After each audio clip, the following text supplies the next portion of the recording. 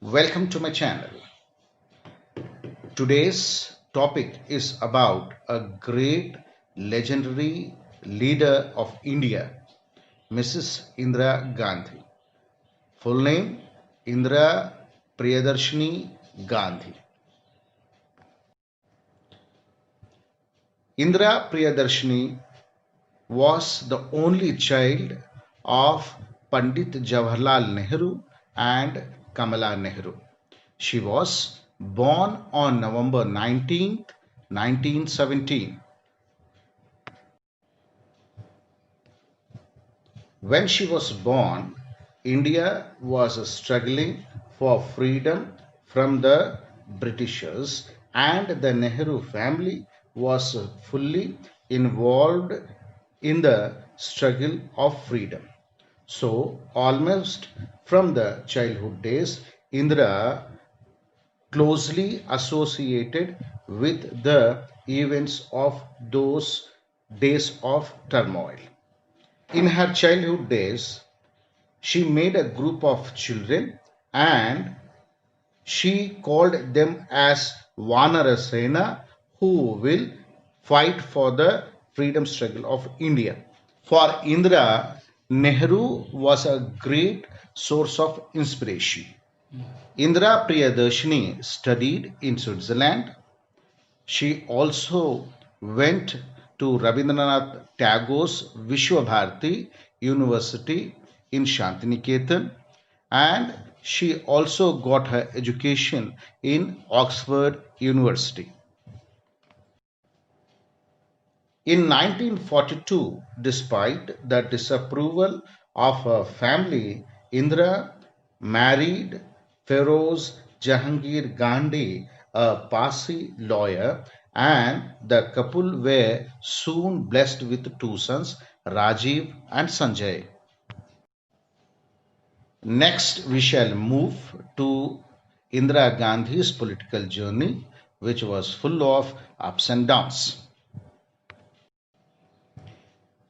In 1952, after independence, Nehru became the first Prime Minister of independent state India. Indira often acted as her father's hostess for events and accompanied him on his travels. Indira Gandhi joined the Congress Party's working committee in 1955 and she was elected as the party's president in 1959.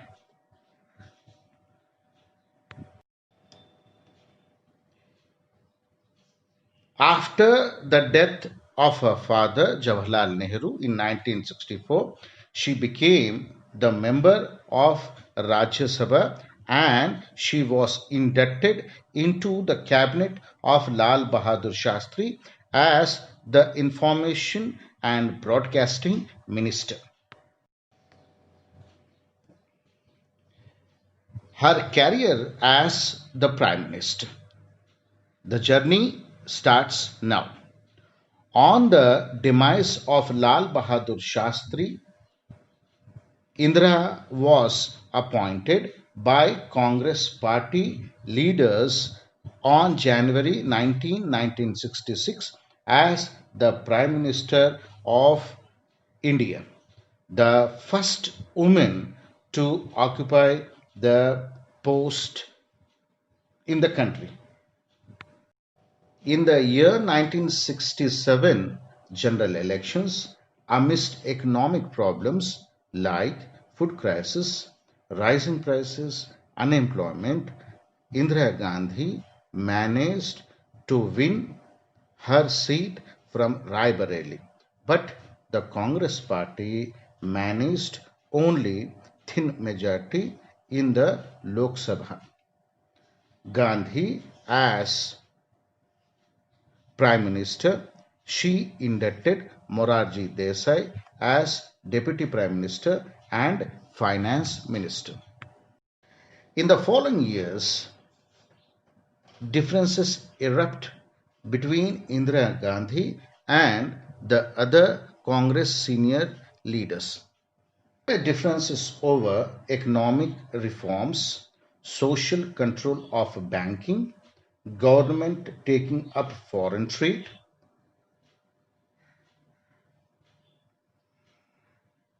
ceiling on property, public distribution of food grains, implementation of land reforms and housing for the rural poor, etc. Indira Gandhi recommended dissolution of the Lok Sabha in December 1970 and called for early elections since she could not take independent actions as head of a minority government. In 1971, she came to power in that elections with a good majority by giving a famous slogan called Garibi Hatao. In English, it is called Remove Poverty. In this term as Prime Minister, Indira Gandhi gained enormous popularity in the people. She started and introduced many social reforms and programs. She made India self sufficient in food grains, an achievement known as the Green Revolution.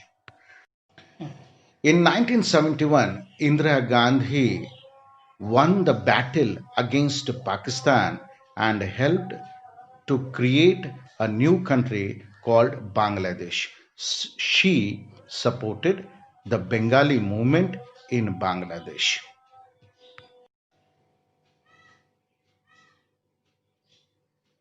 Two historical events in her prime ministerial tenure. Indira Gandhi was responsible for bringing India to nuclear parity with the other superpowers of time.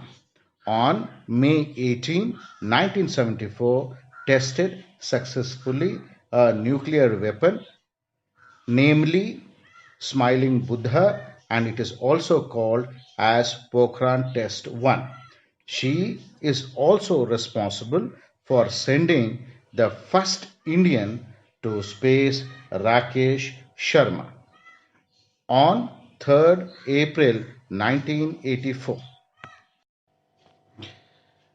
We cannot forget Indira Gandhi's two major decisions. One was nationalizing the private banks in 1969, which changed the banking system in India and which created a security in the banking sector. And we must not forget the annexation of Sikkim into India. It was a great strategic victory because Sikkim was located nearer Indira Gandhi autocratic leadership after 1972 national elections, high inflation that followed from the war expenses, and also the decline of food grains due to poor monsoons and the high cost of oil crisis in 1973 made the middle class life miserable. They were deeply affected by the price rise. At this crucial juncture, Sanjay Gandhi was entrusted with the venture of producing a small, fuel efficient Indian car. The contract and exclusive production license was handed over to him. He had a little experience in this field. He it was seen by many as nepotism. On June 12th, 1975, the Allahabad High Court gave verdict against Indira Gandhi, which was filed by Raj Narayan, her opponent in Raebareli.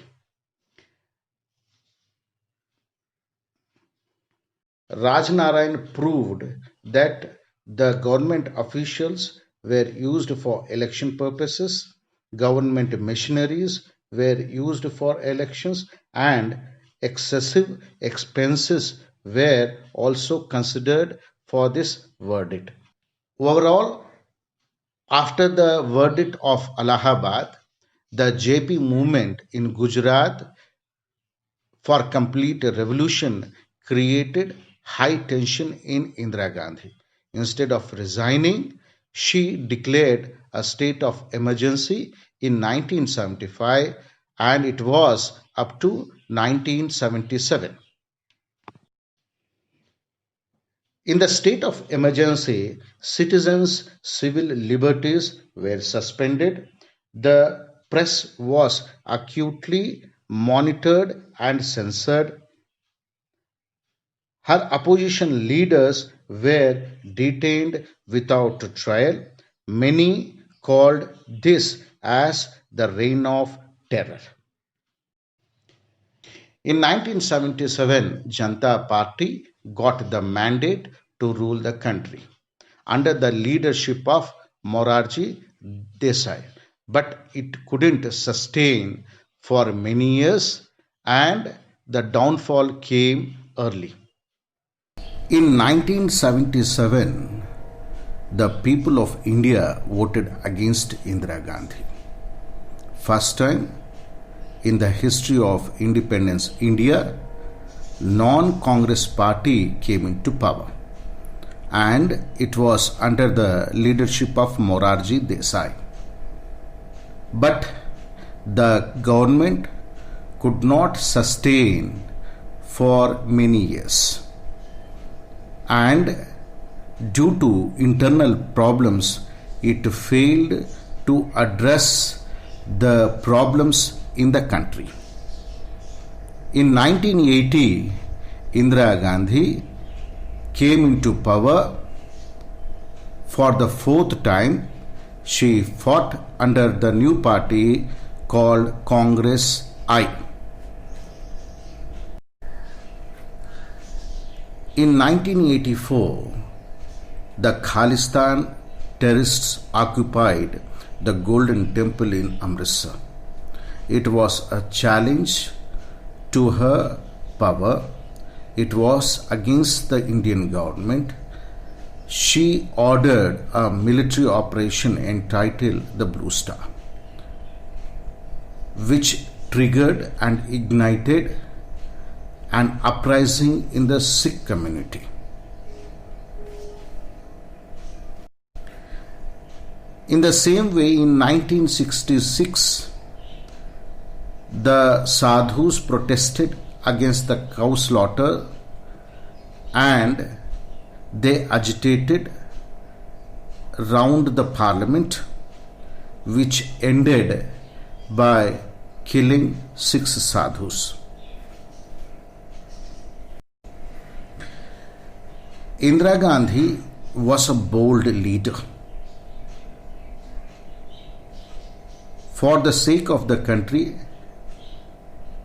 she could go to any extent.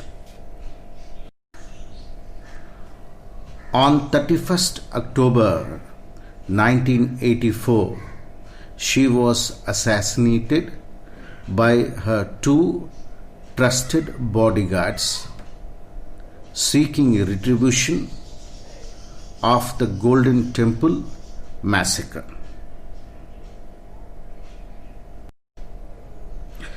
The Blue Star movement, which paved the way for this assassination.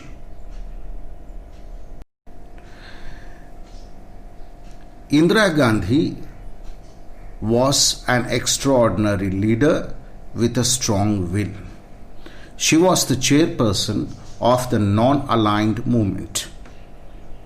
She recognized herself as a world leader.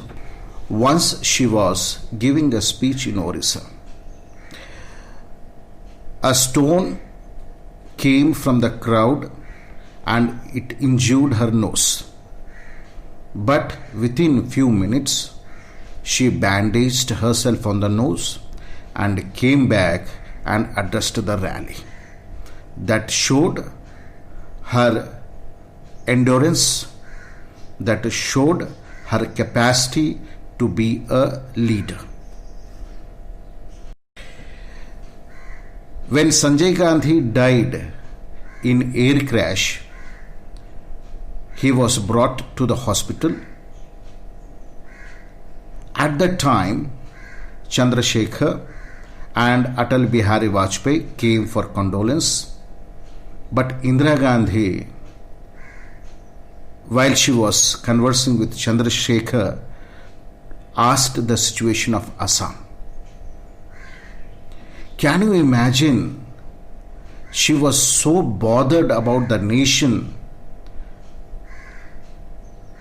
that she has forgotten that she had lost her son. The doctors took 3 hours to patch the body.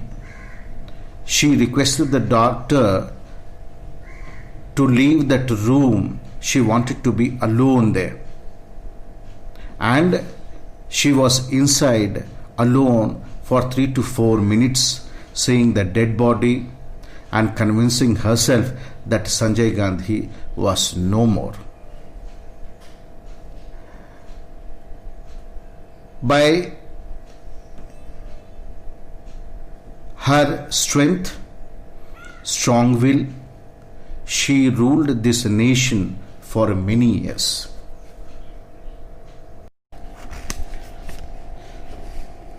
One woman who inspired the world, one woman who inspired the millions. She was the longest serving woman of Asia.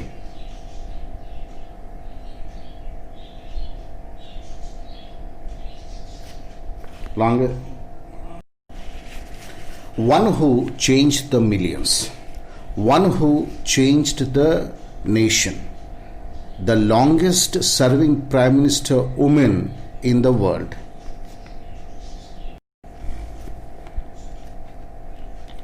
Her last public meeting in Bhubaneswar in Orissa on 30th October, I quote Indira Gandhi, "Every drop of my blood will invigorate India and strengthen it." The marvelous life history of Indira Gandhi is an inspiration for many Indians. The lady who changed the course of history not only in politics but also in economics in India. Indira Gandhi's life is an inspiration for many of us.